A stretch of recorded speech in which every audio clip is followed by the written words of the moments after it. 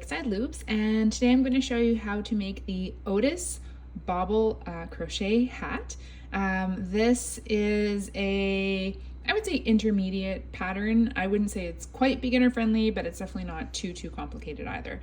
This video will go over any trickier parts of the pattern, but you will need the written pattern in order to complete this hat.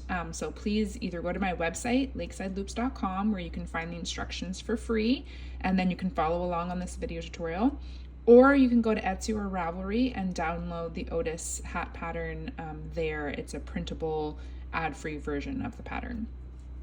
For this hat, I used a 5mm crochet hook, and I used some medium weight yarn. I used Loops and Threads Impeccable. You can find this at Michael's if you have a Michael's store where you are, or really any medium weight worsted size 4 10-ply yarn would work as well. In the written pattern, you'll find the stitch counts. This hat can be made in 4 different sizes: baby, toddler, child, and adult. You'll find all of the yarn information, how much you need for each size, etc.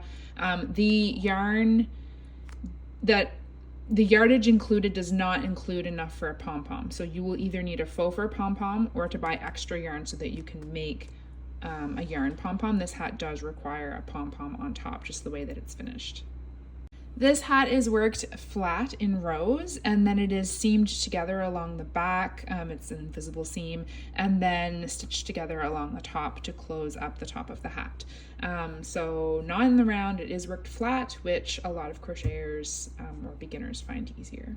Just a quick note, when you're crocheting this hat up, you'll be working it sideways in rows, going back and forth like this, and you're going to notice that the bobble section seems like it is taller than the ribbed section, and it is, but the ribbed section is very stretchy. The way that this is crocheted, it is very stretchy. It regains its shape very easily, and when it's folded up at the end of the pattern, it actually comes out more than the bobble, or equal to the bobble section. So just trust the process. I promise it'll all work out in the end. But also a good note for this design is to check your gauge and make sure that your these stitches, which are the half double crochet slip stitch, are the right gauge, and your bobbles are the right gauge. So these are worked a little bit looser, and then these are worked a little bit tighter so that those treble crochets really pop. All right, so as I said, I'm just going to be going over the trickier parts of the pattern. So I'm going to show you the different stitches that are used, and then I will give you an idea of how it's stitched together at the end. So start by creating a knot in your yarn, and then you're going to chain. And again, in the written pattern, it tells you exactly how many chains to make. So you're just grabbing your yarn and pulling it through the loop on your hook. So for the baby size, you need to chain 37, toddler 43, child 45, and adult 51. I'm just going to do a small chain here so that I can show you the stitches. All right, so I just did a very small chain here of 19. Again, you would need to follow the written instructions to see how long your chain should be depending on what size you're going to make. After you do your initial chain, it says to half double crochet slip stitch in the second chain from your hook. So not this chain, but this one right here, and a half double crochet slip stitch, you yarn over, insert your hook into the stitch, and you're going to grab your yarn and pull through the stitch, and you're going to pull through both of the loops on your hook. So again, yarn over, insert through the chain, and then through both the loops on your hook.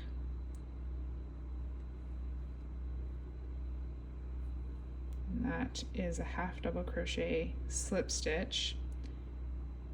And I'll show you what's so neat about it.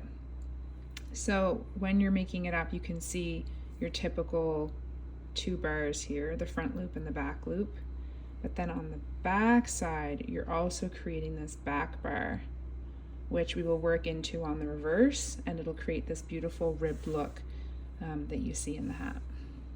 All right, so after you've completed a section of the half double crochet slip stitch, which will be the ribbed brim of this hat. Then you're going to switch to the single crochets and treble crochets, which create this bobble look. So again, I'm just doing a shortened version. You will have a lot more going on here than what I have done so far. In your next stitch, you're going to single crochet, and then you're going to treble crochet in the next stitch. So I'm yarning over twice, going to insert my hook, yarn over and pull through 2, yarn over and pull through 2, yarn over and pull through 2. So what we've done here, we've got all these short stitches and then this big tall stitch. So what's going to happen is when we come into our next stitch to work a short stitch again, another single crochet, that big tall treble is going to sort of fold in half and create this little bobble. So again, we're going to treble,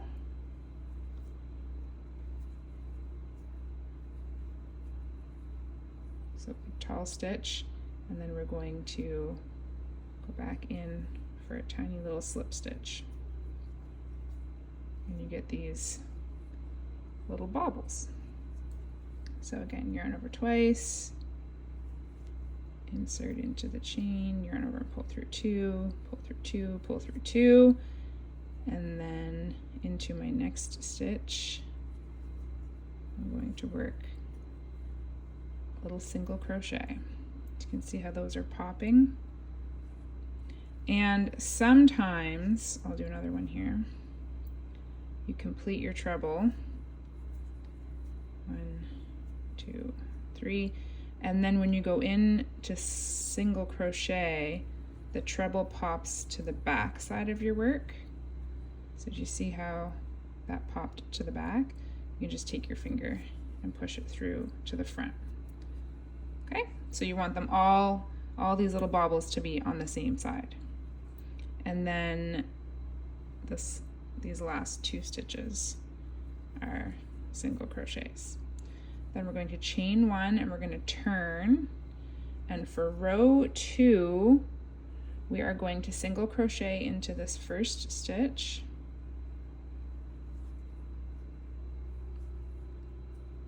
and then we're going to treble crochet into the next stitch. And for this row, it's okay to have our trebles sort of pop out to the back, because that's the side that we want all of our bobbles to be on. So I have this tall stitch, and then I'm going to go right in with a single crochet next, and as you can see, my stitch popped on the same side as my previous row.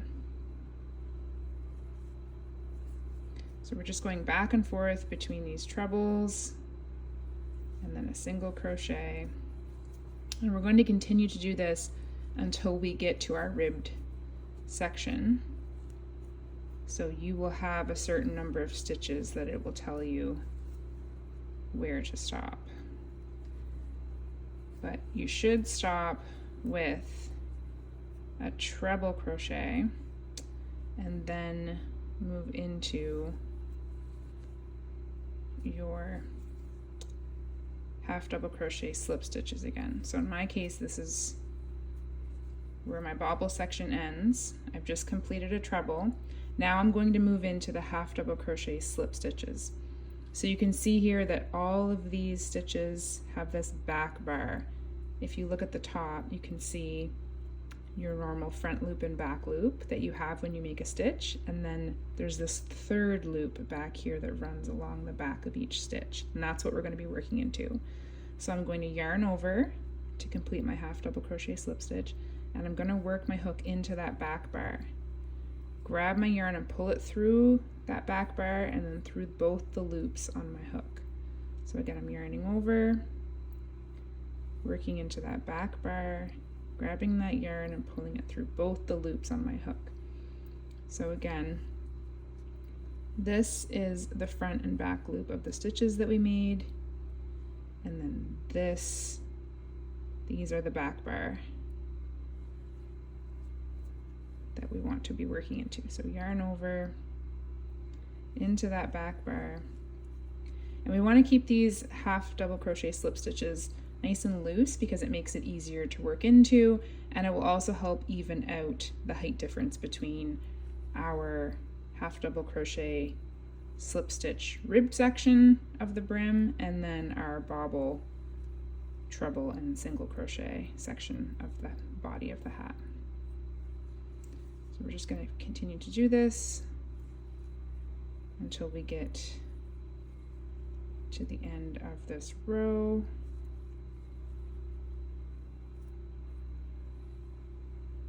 And one more. And the number of half double crochet slip stitches that you do in each row is the same. So you can always go back and count and make sure that you've completed the same number and you're going all the way to the end of your row. Then you're going to chain one and turn. And now for the next row, you can probably guess we're going to half double crochet slip stitch into the back bar of each of these stitches and then move into our single crochet followed by a treble. So again, you can see the top of the stitch here, back loops and front loops, but we're going to be working into this back bar. So these loops here. So there's 1, 2,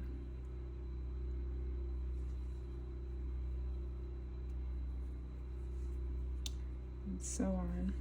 And when we get to the single crochet and treble portion, you're always working a single crochet into the previous row's treble and a treble crochet into the previous row's single crochet. So I'll show you what I mean here in a second. So this is hard to see, but I actually have one more half double crochet slip stitch to do here. If you look on the other side, you'll see right here there's a stitch right here. So we're going to be working into that back bar, and again you just count. So 1, 2. In my case I have a shorter, but you will have a certain number of half double crochet slip stitches that you need to complete, so just count them to make sure that you've got what you need there. And then my first stitch in the bobble section is going to be a slip stitch, or sorry, a single crochet, goodness, and then a treble into this single crochet. And again, this time I want those trebles to pop forward, so I'm going to give it a little push forward and then work a single crochet into the next stitch, then a treble, and then a single crochet. And again, if my treble pops backwards, I'm going to make this one pop backwards. Then all I have to do, see how it popped to the back there? All I have to do is just push it with my finger and bring the fold sort of bent in half to the front. So that is it. Those are the stitches that you need to know. And if you keep working on that, you will end up with something, well, I'll come back and show you what it'll look like. All right, so this is the adult size completed flat. So I've completed all the necessary rows of my ribbed section and my bobble section, and what you have should look something like this. I'll flip here so you can see it better. My bobble section, as you can see, is wider than my rib section, but that's okay because this rib section is very stretchy and it will all work out in the end, I promise. We want this to be a little bit smaller so it'll stretch and fit our heads perfectly. Also, it'll be folded up, so that'll add a little bit of thickness as well. All right, so I've completed all the way up to here. I'm going to keep my yarn, oh, it fell out, but I'd like to keep my yarn in my work on this last completed row. And then I'm going to turn my work inside out so that the bobble side is facing in on itself. And I'm going to slip stitch these two ends together. So as I said, I've got my hook in here. I'm going to take my hook and put it through a stitch on this side and then through a stitch on the other side. I'm going to grab my yarn and pull it through both sides and through the loop on my hook. So again, I'm going into a loop on this side and a stitch on that side, and I'm grabbing my yarn and pulling it through. And you're going to continue to do that all the way down. All right, so as you can see, I've skipped ahead here and I've already slip stitched quite a bit of the hat together. So you're just working through a stitch in either side of the hat, so over here and over here. So I'm going to insert my hook into the next stitch on this side and the next stitch on the other side, grab my yarn out, pull it through both, and then through the loop on my hook. So for a closer look, I'm working into a stitch on this side, into the next stitch on the other side, grabbing my yarn and pulling it through both, and then through the loop on my hook. So just going to continue to do that all the way up, and then leave a really long yarn end if you can, because we're going to use that to close up the end of this hat. We'll weave around. All right, so to close up the top of the hat, you're just going to take a really long yarn end. It could be that you left a long end from seaming up your hat, or this could be a new piece of yarn that you've attached where the seam is. And you're just going to take it and you're going to weave it in and out every 3 or 4 stitches.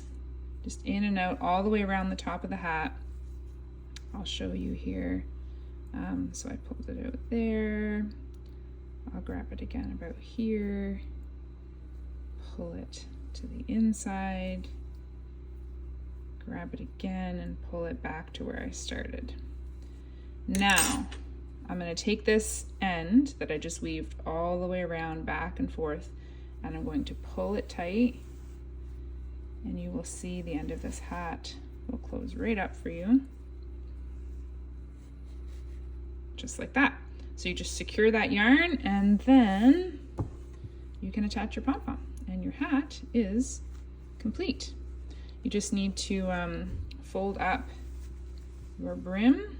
And as you can see, this side seam isn't super obvious. It's not obvious at all where the bobbles are. And then it's barely noticeable here with the ribbed section. But if you just turn your hat like that, fold up your brim, tighten that up, secure that. I'm just tightening it, but you'd have to close it off. And then attach your pom-pom, and you're all done. I really hope that you found this video tutorial helpful. I can't wait to see your finished hats online. I really want to see this in some different colors. My girls want one, so I'll be posting some different colors that I'll be making. Please make sure to tag me at Lakeside Loops because I love to see your work. Thank you so much, guys. Take care.